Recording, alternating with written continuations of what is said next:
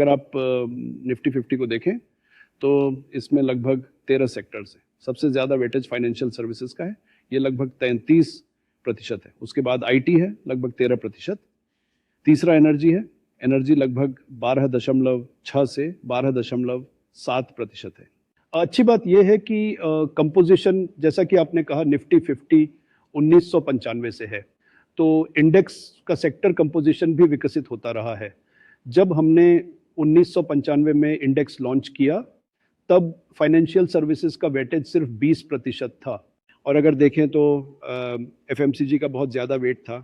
फिर आईटी का कोई वेटेज नहीं था, क्योंकि हम सब जानते हैं कि आईटी कंपनियों की लिस्टिंग 55 में शुरू हुई और वे बहुत छोटी थी, तो आईटी का निफ्टी 50 में कोई वेटेज नहीं था। फिर मैन्युफैक्चरिंग का बड़ा वेटेज था, एफएमसीजी का बड़ा वेटेज था, ऑन ऑयल एंड गैस का बड़ा वेटेज था। आज अगर देखें तो मैन्युफैक्चरिंग सेक्टर में मेटल्स का लगभग 10.9% था। इकोनॉमी की विकासशील प्रकृति के कारण जीडीपी के कंपोजिशन में बदलाव आया। फाइनेंशियल सर्विसेज सेक्टर जो 1990 में 20% था, 505 में घटकर 7% हो गया, 12.5 या 13% हो गया। अब इसका वेटेज लगभग 33% है।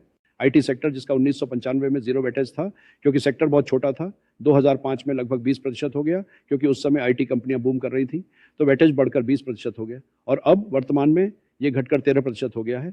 मेटल्स जब हमने लॉन्च किया तब 10.9% था, अब ये लगभग 3.5 से 4% है।